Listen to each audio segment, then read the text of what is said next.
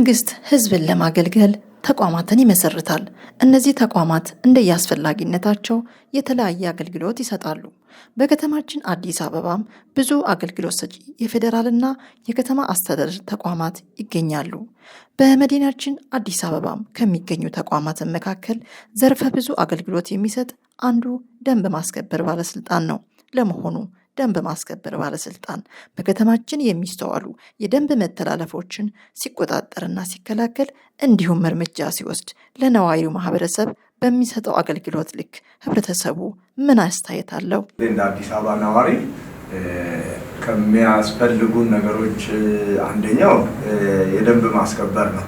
ደንብ ስንል ህግ ነው፣ ህግ ማስጠበቅ ማለት ነው። ያንን ደግሞ ህግ የሚያስጠብቁ ያስፈልጉናል። ሁሉንም ነገር በአንድ ፖሊስ የራሱ አለው፣ እዚህ ጋር ደግሞ ደንብ ማስከበር የራሱ ስራ አለው። ስለዚህ የግድ ደንብ ማስከበር ያስፈልገናል። ከጅምሩ ጀምሮ ገና ቅርብ ጊዜም ስለሆነ አጀማመሩ፣ ስለዚህ ያለው ነገር ጥሩ ነው። ሰላም ከህዝቡ ጋር ተቋርጦ መስራት ትልቅ ስራ ይሰራል። እታች ድረስ ወርደው ስራዎችን ይሰራል። ብዙ ስራዎችን ተደራሽ የሚሆኑበት አንድ ተቋም እንደ አገልግሎት ሰጪ መልካም ነገር እንደሚሰራ ሁሉ ምናልባት ስህተቶች ይኖራሉ፣ ክፍተቶች ይኖራሉ። በዚያው ልክ ደግሞ ክፍተቶቹን መጥቶ ለተቋሙ ከማሳየት አንጻር ከማሳየት ይልቅ እዛ ሆኖ ትችት የመስጠትና ተቋሙን የማጠልሸት አይነት ነገሮች ይታያሉ። እንደው እናንተ እንደ ማህበረሰብና እንደ ነዋሪ እለት እለት ከሚሰጣቸው እንደው በክፍተት የምታዩቸው ነገሮች እንደው በጥንካሬ እነዚህ ነገሮች ይስተዋላሉ ደንብ ማስከበር የምትሏቸውን አጠራር። መጀመሪያ ከራስ ነው የሚጀምረው።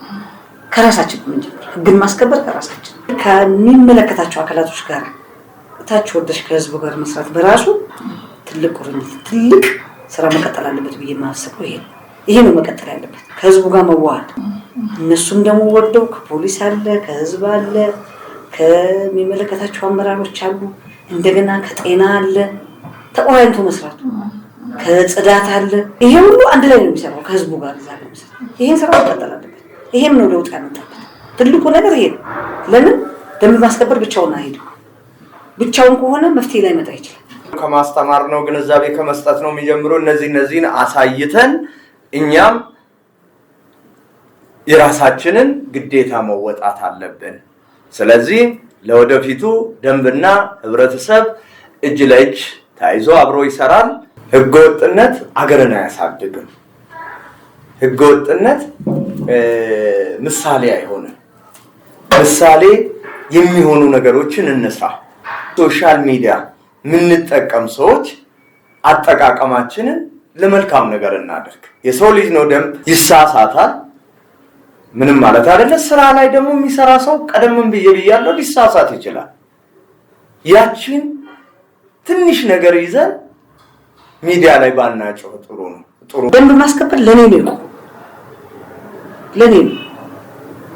ጉዝ ሰው አይደለም። ለኔ እስከቆመ ድረስ መጀመሪያ እኔ ዩኒፎርም ለብሶ ለመጣ ደንብ ማስከበር የኢትዮጵያ ህዝብ ትልቅ ከበሬታ ሊሰጠው ይችላል። ልክ እንደ ፖሊስ እንደምናከብረው እንደ ፖሊስ ሊሰጠው ይገባል ብዬ አስባለሁ። ከህዝቡ ጋር ከደንብ ማስከበሩ ጋር ህዝቡ ወርዶ ከደንብ ማስከበር ጋር መስራት አለበት። ህዝቡ እንደራሱ እኔ ነኝ ደንብ ማስከበር ለዚህ ሰው ለቢሮ ለመንግስት እኔም ደንብ ማስከበር ነኝ ብሎ ኃላፊነቱን ከነሱ በላይ ህዝቡ እንዲወስድ ነው ማስተላለፈው። ህዝቡ መውሰድ አለበት ብዬ አስተላልፋለሁ። እስከዛሬም ድረስ ላደረጋችሁት በተለይ ካሳንችስ ላይ ፈረሳ በነበረ ጊዜ ፒያሳ አካባቢ ላይ ቀን ከሌሊት ብርድ ፀሐይ ሳትሉ ያገለገላችሁን